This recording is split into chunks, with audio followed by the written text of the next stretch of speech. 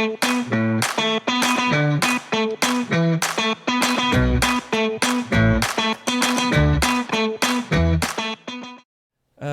morning to everybody. I'm very happy to be here. It's exciting to speak in front of you. I'm Julian Dionne. I am an economist and I'm a fourth year medical student at the Semmelweis University in Hungary. And I'm also a classical singer, as you heard last night. I want to start by thanking everybody here at the Elafonisos Eco Week.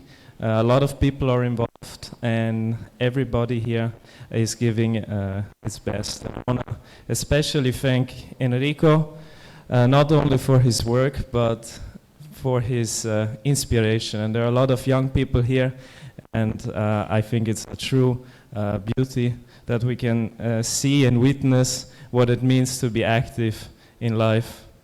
And that's why thank you, Enrico. I will try to create a connection between and the healthy body, healthy action, and a healthy environment, which is not a banal thing. But the question is why? Why would we want to try to see if there is a connection between doing a healthy eco policy, like we're trying to do here with the Eco Week, and a healthy body? Why? Because the challenge is big. As we can see, Enrico, the title of the Elafonisos Eco Week this year is Green Challenge, and the challenge is enormous.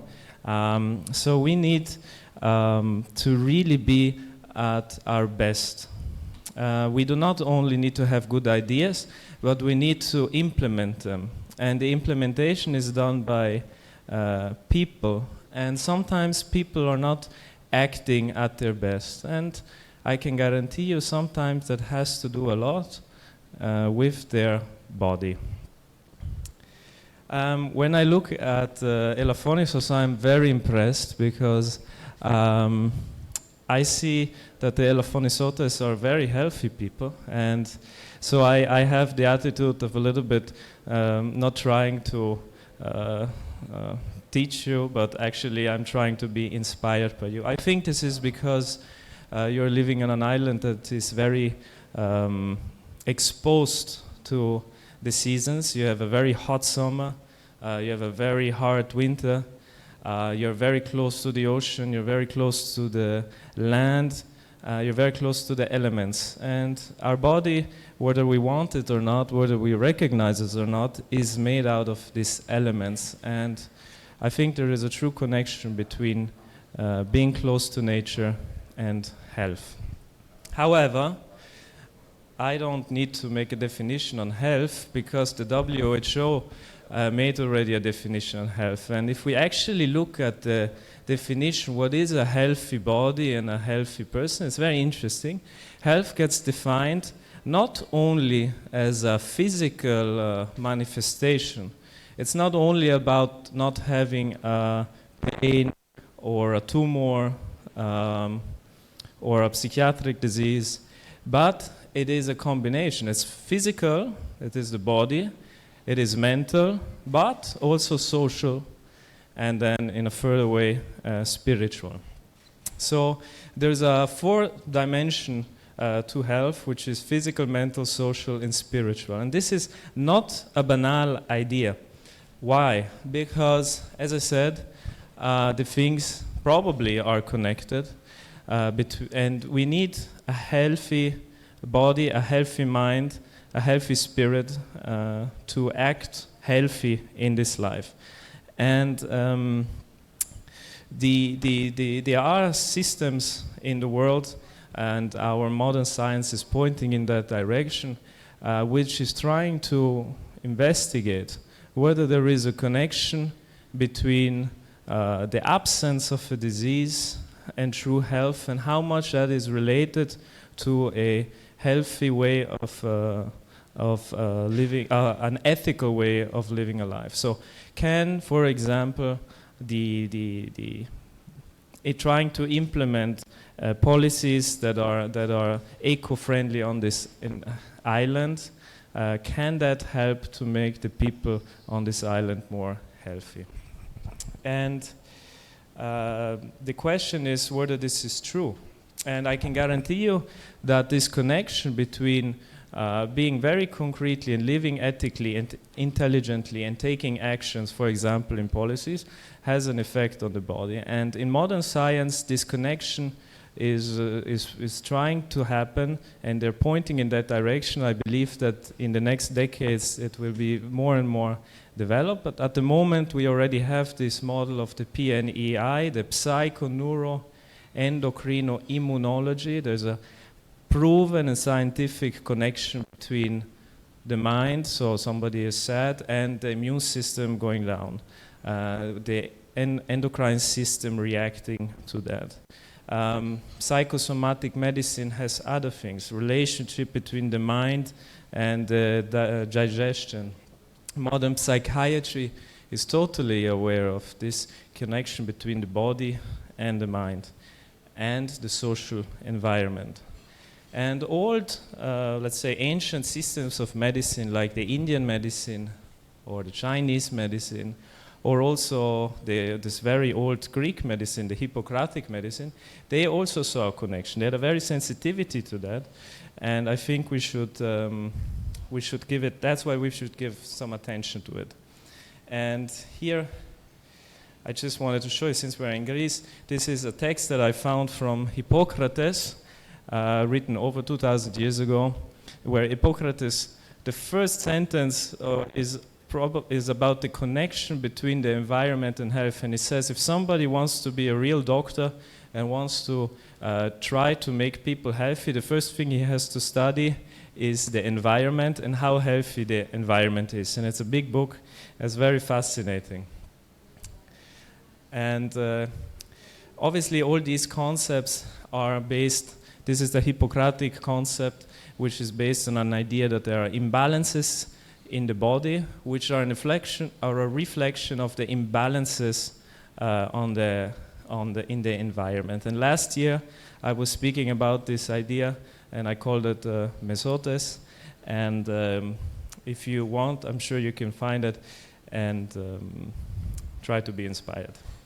Now, I will try to see what is the most effective and the easiest way to combine our simple actions with our health and trying to make a connection that is promoting longevity and clear thinking. And the most powerful instrument we have is through food. So food I see as the main driver in health. And it's not only modern science that is saying this, but it is also ancient science. Like Hippocrates wrote this famous sentence, "Let food be thy medicine, let medicine be your food," or all diseases begin in the gut, in the digestion. Or if we would give everybody the right amount of nourishment and exercise, we would have the perfect recipe for living healthy. In Indian medicine, there's also a straight connection between eating the right food, the right quantity at the right time, and then right action and intelligent action will follow. Now, the real question is, what is healthy food? And this is very interesting because we approach it as a question of soul nourishments. We look at what is inside the food. But the truth is, the situation is way more complicated. And it's not so simple as in modern science sometimes it is seen. So I just want to show you this graph here. I just want to make you think a second about, these are all little diagrams that show what are the biochemical cascades and pathways which happen in each cell of our body. We have billions of cells in our body. We have a gross digestive system. that takes a few hours to assimilate the food, but then it's only in our bloodstream. Still, the molecules have to get inside the cell, and then inside the cell they have to be metabolized. And there are thousands of processes that happen every minute. And every process costs energy. Every little step in this metabolic transformation of making a piece of lionfish getting into your cell costs energy. You have an electrode jumping here, another electrode jumping there. Sometimes you have to invest energies. So I want to promote this idea that the digestion is not something banal, but it actually consumes probably the biggest part of our vital energy that we have in life. And a lot of there's a strict connection between studies of fasting and studies of reduced eating and longevity. This is also in modern science proven. So if you want to be truly healthy, you should consider to eat really only as much as you need and not too much, and maybe sometimes do some fasting if you have a chance. Never exaggerate. And I just wanted to show you here. This is something that I stole from Indian medicine, from Ayurveda. This is all the medical tractates on in Ayurvedic medicine, before they go into the particular pathologies, before they go into the medications, they start always with chapters on food. And interestingly, not only about what food, but also about when we should eat, at what time, and how we should approach the whole act of food. And they call this ahara, which is maybe you can translate as the dietary regime. And I just wanted to point at you some principles that maybe can be seen as a rule book, and we can adopt maybe in restaurants and so. But I guess the main point is that we have to find out, every person has to find out individually what is the right food to eat, what is healthy and makes you feel good might be different for another person. We have to find out what is the right quantity. Some people just need to eat more, some people need to eat less. What is the right time? Some people have a better digestion in the morning, some people have a better digestion in the afternoon. And what the real takeaway is when studying deeply the medicine is that you understand that there is no standard, there is no real you should do this and that, but it is very individual. And we need to learn to listen to our own body when our digestion is the best and adapt ourselves to that. Then we can be assured that we will digest the best.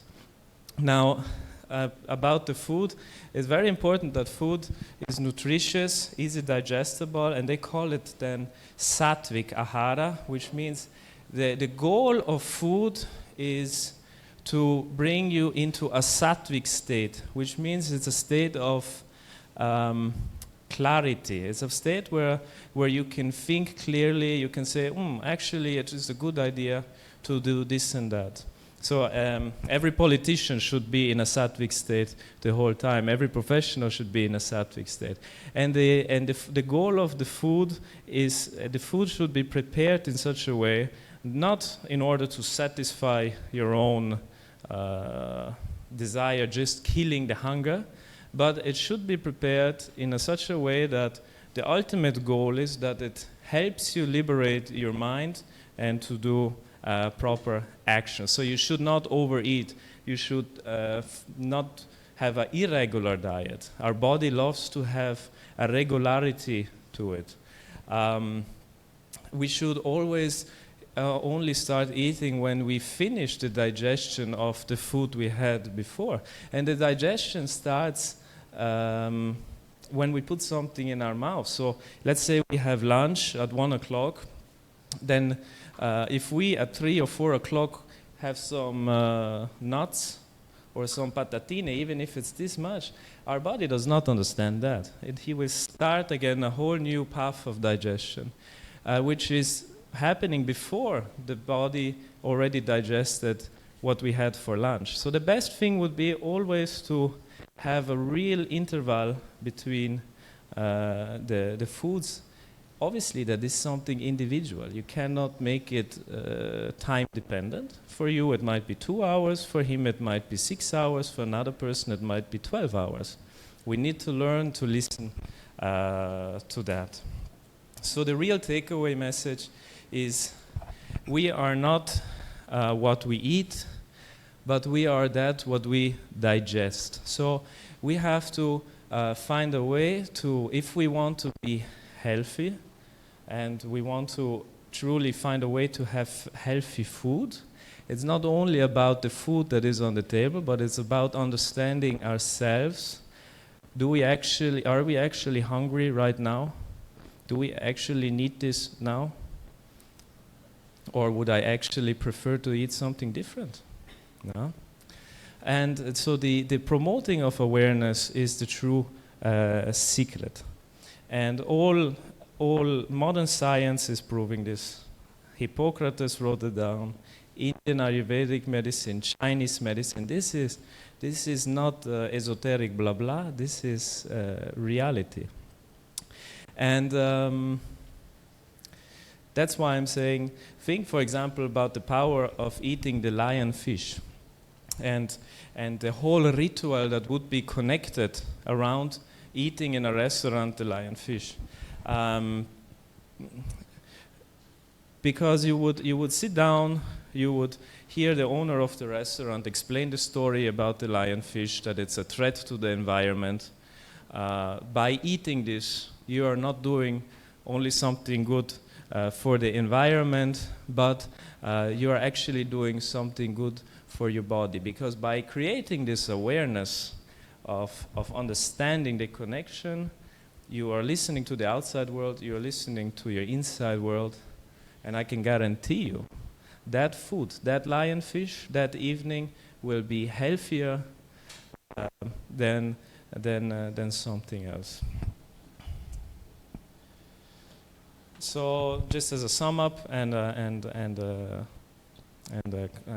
closing remark, there is a straight connection between a healthy environment by implementing healthy policies about the environment, and this will influence the health of the people and a healthy body. It is proven in modern science and in ancient wisdom. By taking care of the environment, you're taking care of yourself and your own body.